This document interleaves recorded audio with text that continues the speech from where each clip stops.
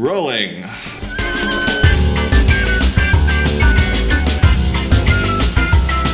Ain't got time for that. Nobody got time for that.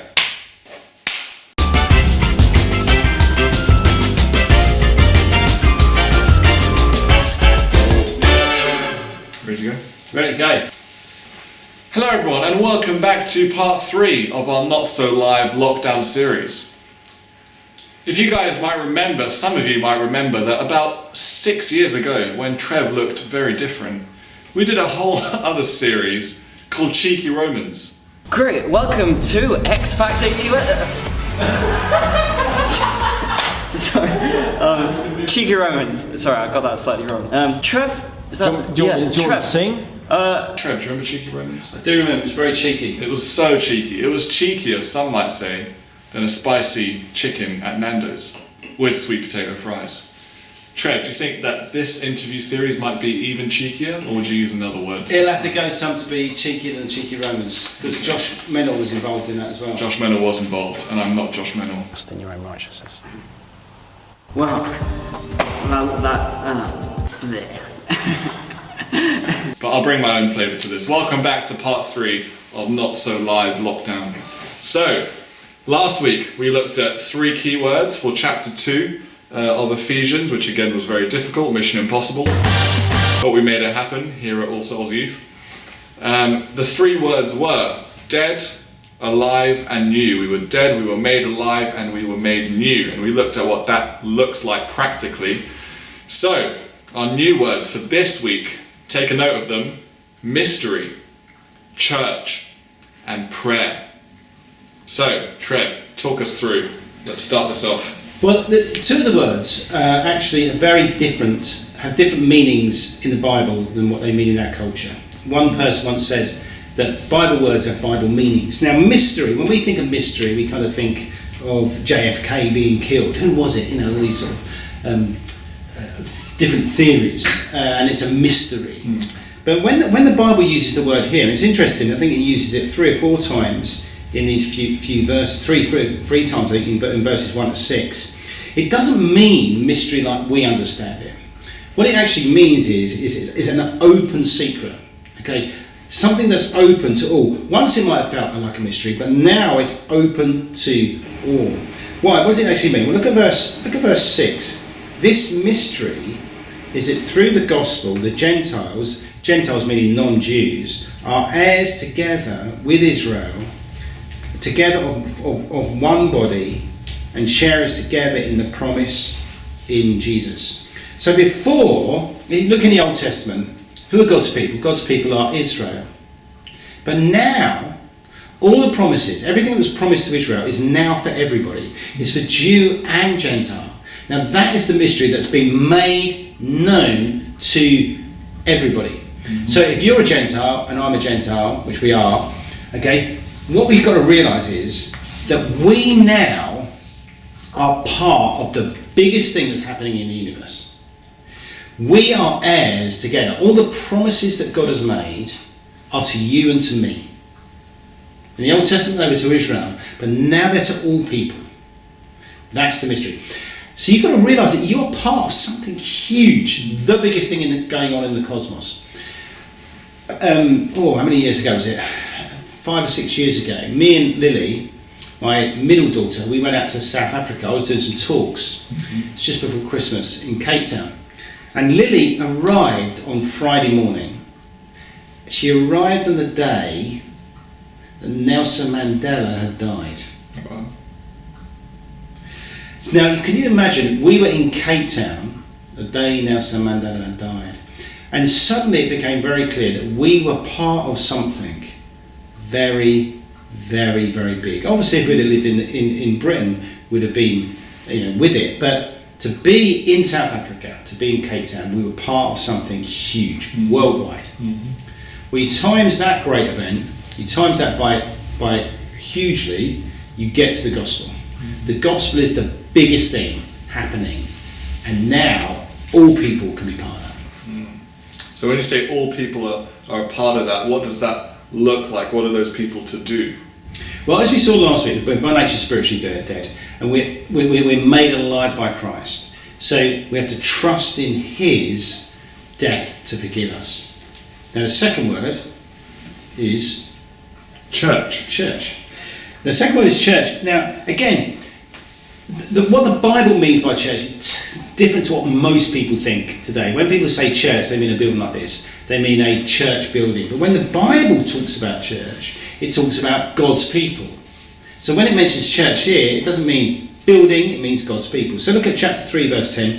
His intent, that's God's, was that now through the church, God's people, not a building, the manifold wisdom of God should be made known to the rulers and authorities in the heavenly realms. So, not only are we a part of the biggest thing that's happening in the universe, if we're a follower of Christ, actually we are the biggest thing in the universe. What God is doing through his people is the biggest thing that's happening in the universe. And what are we to display to the world? God's manifold wisdom. Now again, that's another word that when we think of wisdom, we think of intelligence. We think of someone who knows a lot. When the Bible talks of wisdom, it's not that. Wisdom is to live in God's world in God's way. So what is it to live in God's world in God's way? To realise, like we thought last week, that we're spiritually dead and we need to be made alive. To realise that the greatest identity is to be a forgiven child of God. To be chosen, to be loved lavishly, to be given a new identity, to be adopted into his family. That's the biggest thing. That's what wisdom is to receive that, what Christ has done through the cross, and then to reveal that to the rest of the world. Okay? So Israel in the Old Testament were chosen by God to reflect his character. And that's what we have been chosen by God, so that all the world will see how brilliant Christ is through his people. That's the big aim. And you know what?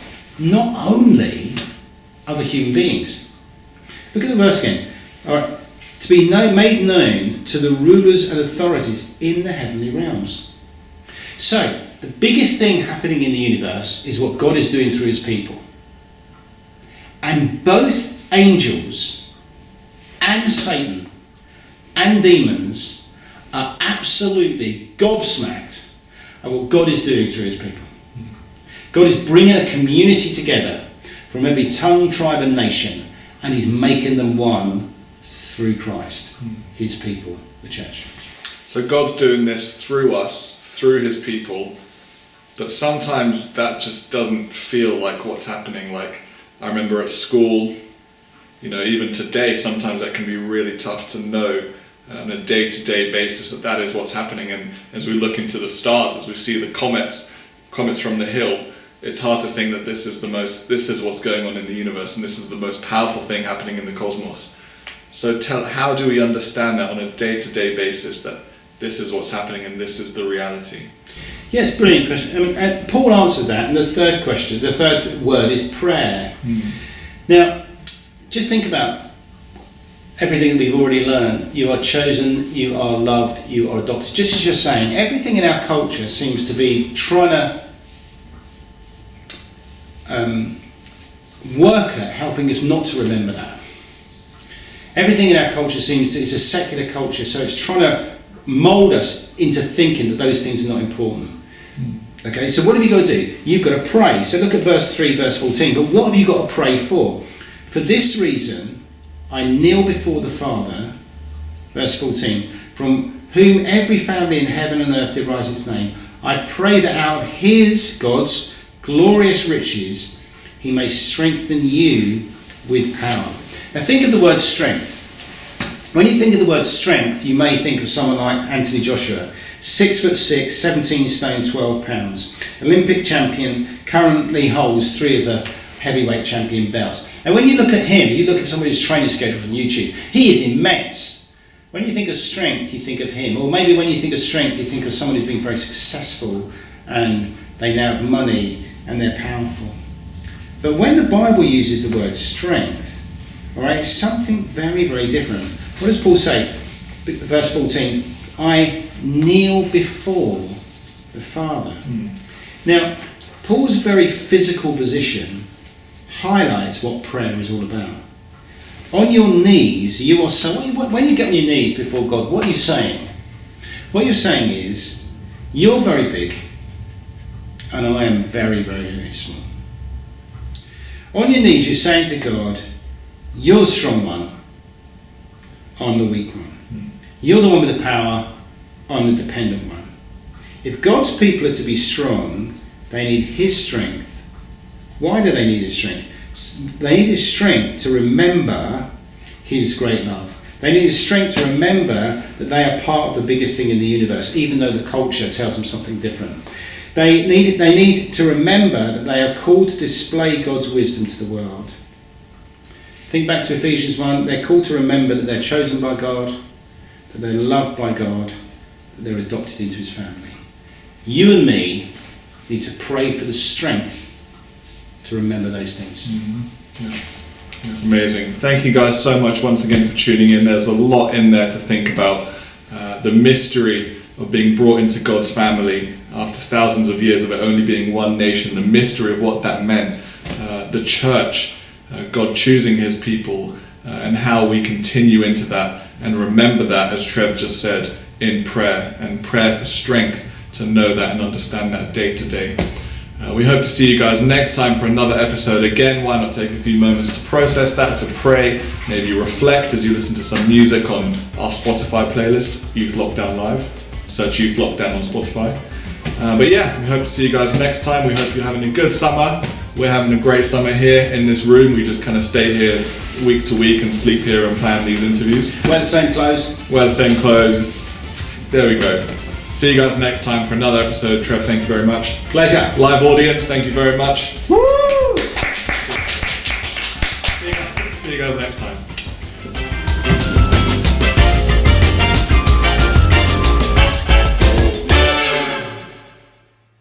So that wraps up the third instalment of Sneaky Little Romans.